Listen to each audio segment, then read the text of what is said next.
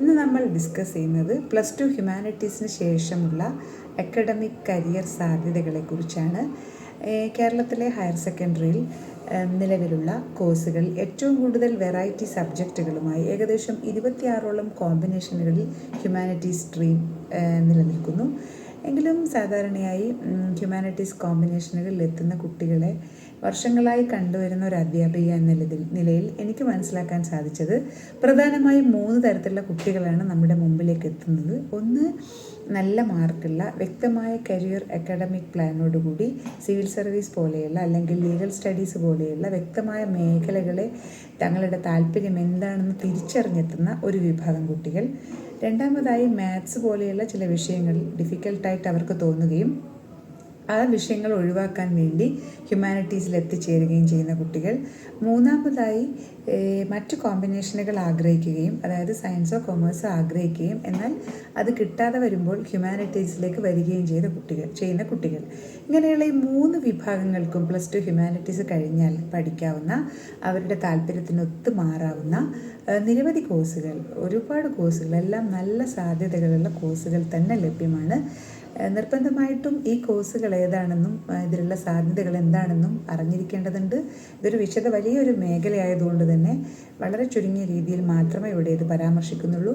നമുക്കറിയാം, ട്രഡീഷണൽ ആയിട്ടുള്ള പലതരം ഡിഗ്രി കോഴ്സുകൾ, BA economics, BA sociology, BA history, BA languages, അതായത് മലയാളം, ഹിന്ദി, അറബിക് പോലെയുള്ള ഡിഫറെൻറ്റ് ലാംഗ്വേജസിലുള്ള ഡിഗ്രി കോഴ്സുകൾ, പിന്നെ BA visual arts, BA fine arts, then BA mass communication, മീഡിയയിലുള്ള ഡിഗ്രി, അതേപോലെ പിന്നെ അനിമേഷൻ, അതോടൊപ്പം തന്നെ travel and tourism, hotel management, BBA, ഇങ്ങനെയുള്ള എല്ലാ കോഴ്സുകൾക്കും +2 ഹ്യൂമാനിറ്റീസിന് ശേഷം പോകാവുന്നതാണ്. അതുകൊണ്ട് തന്നെ +2 ഹ്യൂമാനിറ്റീസിന് ശേഷം എന്ത് എന്നതിനെക്കുറിച്ച് വ്യക്തമായൊരു ധാരണ നിങ്ങളുടെ താല്പര്യത്തിനനുസരിച്ച് കോഴ്സ് ചെയ്യുമ്പോൾ തന്നെ ഉണ്ടാക്കി. ഇനി ഹ്യൂമാനിറ്റീസ് സബ്ജക്റ്റ് പഠിക്കുന്ന കുട്ടികളെ സംബന്ധിച്ചിടത്തോളമുള്ള ഏറ്റവും വലിയൊരു അഡ്വാൻറ്റേജ് എന്ന് പറയുന്നത് കേന്ദ്ര UPSC, അതായത് UPSC ആണെങ്കിൽ UPSC നടത്തുന്ന സിവിൽ സർവീസ് പോലെയുള്ള RRB പോലെയുള്ള എല്ലാ തരം കോമ്പറ്റേറ്റീവ് എക്സാമുകൾക്കായാലും കേരള PSC നടത്തുന്ന ഡിഗ്രി ക്വാളിഫിക്കേഷനുള്ള അല്ലെങ്കിൽ അതിന് താഴെയുള്ള ക്വാളിഫിക്കേഷനുള്ള എല്ലാ മത്സര പരീക്ഷകൾക്കും ഹിസ്റ്ററി അല്ലെങ്കിൽ ഹിസ്റ്ററിയോടൊപ്പം തന്നെ മറ്റുള്ള ഹ്യൂമാനിറ്റീസ് സബ്ജക്റ്റുകൾ, എക്കണോമിക്സ്, പൊളിറ്റിക്കൽ സയൻസ്, ജോഗ്രഫി തുടങ്ങിയ വിഷയങ്ങളിൽ നിന്നുള്ള ചോദ്യങ്ങൾക്ക് വളരെ വലിയൊരു വെയിറ്റേജ് നമുക്ക് കാണാവുന്നതാണ്. അതുകൊണ്ട് തന്നെ ഒരു ജോലി, നല്ല ശമ്പളവും നല്ല സ്റ്റാറ്റസുമുള്ള ഒരു ജോലി കണ്ടെത്തുക എന്നത് ഹ്യൂമാനിറ്റീസ് വിഷയങ്ങൾ പഠിക്കുന്ന കുട്ടികളെ സംബന്ധിച്ചിടത്തോളം ഈ വിഷയങ്ങളിലെല്ലാം തന്നെ ഒരു ബേസിക് നോളജ് ഉണ്ടാകുമ്പോൾ അത് വളരെ എളുപ്പമുള്ള ഒരു കാര്യമായിട്ട് മാറുന്നത് നമുക്ക് കാണാം. എന്തായാലും ഈ ഒരു വീഡിയോയിൽ നമ്മൾ ഈ മേഖലയെക്കുറിച്ചൊന്നും തന്നെ കൂടുതലായിട്ട് പറയുന്നില്ല. ഇതിൽ നമ്മൾ ഫോക്കസ് ചെയ്യുന്നത് ഹിസ്റ്ററി മെയിൻ വിഷയമായിട്ട് എടുത്ത് പഠിക്കുമ്പോഴുണ്ടാവുന്ന കരിയർ അക്കാഡമിക് സാധ്യതകളെക്കുറിച്ചാണ്. ഹിസ്റ്ററി എന്ന് പറയുമ്പോൾ അത് നമ്മൾ BA ഹിസ്റ്ററി, അതേപോലെ തന്നെ മാസ്റ്റേഴ്സ്, ഹിസ്റ്ററിയിൽ മാസ്റ്റേഴ്സ്, അതാണ് ഒന്നാമത്തെ ഒരു ഓപ്ഷൻ എന്ന് പറയുന്നത്. ഹിസ്റ്ററിയെ സംബന്ധിച്ചിടത്തോളം നമുക്കറിയാം, ഇന്ത്യയിലെ എല്ലാ സെൻട്രൽ യൂണിവേഴ്സിറ്റികളിലും ഹിസ്റ്ററി ഉൾപ്പെടെയുള്ള മറ്റ് ഹ്യൂമാനിറ്റീസ് വിഷയങ്ങളും പഠന വിഷയമായിട്ടുണ്ട്. അതോടൊപ്പം തന്നെ ഫോറിൻ യൂണിവേഴ്സിറ്റികളിലും ഇവയൊക്കെ പഠിക്കാനുള്ള സാധ്യതകളുണ്ട്. IIT പോലെയുള്ള ഇൻസ്റ്റിറ്റ്യൂട്ടുകളും ഡെവലപ്മെൻറ്റ് സ്റ്റഡീസും ലാംഗ്വേജ് സ്റ്റഡീസും ഉൾപ്പെടെയുള്ള കോഴ്സുകൾ, നിരവധി ജോലി സാധ്യതകൾ, പ്ലേസ്മെൻറ്റ് സാധ്യതകൾ എന്നിവ ഓഫർ ചെയ്യുന്നുണ്ട്. അതോടൊപ്പം ഇന്ത്യൻ യൂണിവേഴ്സിറ്റികളും പുറത്തുള്ള യൂണിവേഴ്സിറ്റികളും ഇഷ്ടംപോലെയുള്ള ഫെലോഷിപ്പുകൾ ഇത്തരത്തിലുള്ള ഹിസ്റ്ററി ഉൾപ്പെടെയുള്ള മാനവിക വിഷയങ്ങൾക്ക് ലഭ്യമാണ്. നല്ല രീതിയിലുള്ള അനലിറ്റിക്കൽ എബിലിറ്റിയും നല്ല രീതിയിലുള്ള ചിന്താശേഷിയുമുള്ള ആളുകളുടെ ഒരു കുറവ് നമ്മുടെ ഈ ഒരു ഹ്യൂമാനിറ്റീസ് മേഖലയിൽ തന്നെയുണ്ട്.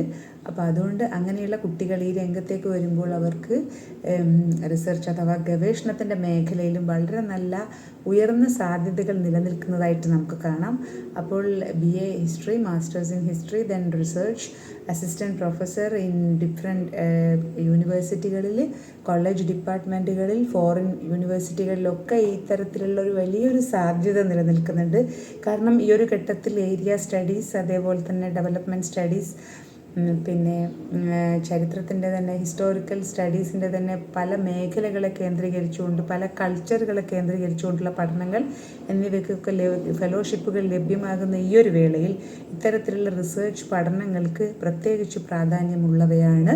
പിന്നെ അതോടൊപ്പം തന്നെ ഹിസ്റ്ററിയുടെ തന്നെ മറ്റൊരു ബ്രാഞ്ചായിട്ടുള്ള ആർക്കിയോളജിയിലുള്ള പഠന സാധ്യതകൾ, ആർക്കിയോളജിയിലുള്ള പലതരത്തിലുള്ള ജോബ് ഓപ്പർച്യൂണിറ്റികൾ, പിന്നെ അതേപോലെ തന്നെ ആർക്കൈവൽ കോഴ്സുകൾ, ഡിപ്ലോമ ഡിഗ്രി കോഴ്സുകൾ, പിന്നെ അതേപോലെ ന്യൂമിസ്മാറ്റിക്സ്, അതും ഹിസ്റ്ററിയുടെ തന്നെ കണക്റ്റഡ് ആയിട്ടുള്ള ഒരു ബ്രാഞ്ചാണ്. ന്യൂമിസ്മാറ്റിക്സിലുള്ള കോഴ്സുകൾ, എപ്പിഗ്രഫിയിലുള്ള കോഴ്സുകൾ, അതോടൊപ്പം പിന്നെ ട്രാവൽ ആൻഡ് ടൂറിസം ബേസ് ചെയ്തുകൊണ്ട്, അതായത് ട്രാവൽ ആൻഡ് ടൂറിസം മേഖലയിൽ ഹിസ്റ്റോറിക്കൽ നോളജ് എന്ന് പറയുന്നത് വളരെ പോസിറ്റീവായിട്ട് സഹായിക്കുന്ന മേഖലയാണ്. പിന്നെ അതേപോലെ നമുക്ക് ഈ ഹിസ്റ്ററിയിലുള്ള വളരെ നല്ല താല്പര്യവും അത് അനലൈസ് ചെയ്യാനുള്ള കഴിവും ഉണ്ടെങ്കിൽ കണ്ടന്റ് ക്രിയേറ്റർ ഫോറിൻ യൂണിവേഴ്സിറ്റികൾക്ക് പോലുമുള്ള അല്ലെങ്കിൽ മറ്റുള്ള ഏജൻസികൾക്കുള്ള കണ്ടന്റ് ക്രിയേറ്ററായിട്ട് ഉള്ള പ്രവർത്തന മേഖല എന്നത് ഒരുപാട് ജോബ് ഓപ്പർച്യൂണിറ്റി ഉള്ളതാണ്.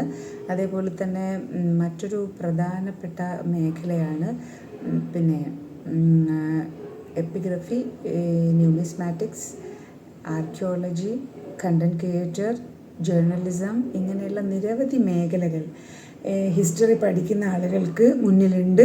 അതോടൊപ്പം നമുക്ക് പരിചയമില്ലാത്ത മേഖലകളും, ഇപ്പം ഫോർ എക്സാമ്പിൾ ഒരു പൊളിറ്റിക്കൽ സയൻസ് പഠിച്ച കുട്ടി നമ്മൾ ട്രഡീഷണലായിട്ട് അത് ഇങ്ങനെയുള്ള ചില ഓപ്പർച്യൂണിറ്റികൾ മാത്രമേ കാണുന്നുള്ളൂ എങ്കിലും ഇപ്പം ഫോർ എക്സാമ്പിൾ ഇപ്പോൾ സ്ട്രാറ്റജിക്കൽ അനലിസ്റ്റ്, ഇങ്ങനെയുള്ള നിരവധി പോസ്റ്റുകൾ ഹിസ്റ്റോറിക്കലായിട്ടുള്ള സ്റ്റഡീസ് ആണെങ്കിലും ഇങ്ങനെയുള്ള നമുക്കറിയാത്ത ഒട്ടനവധി മേഖലകളിലേക്കുള്ള ഒരു ഓപ്പണിംഗ് ആണ് ഈ ഹിസ്റ്ററിയും മറ്റുള്ള ഹ്യൂമാനിറ്റീസ് വിഷയങ്ങളും എടുത്ത് സെൻട്രൽ യൂണിവേഴ്സിറ്റികളിൽ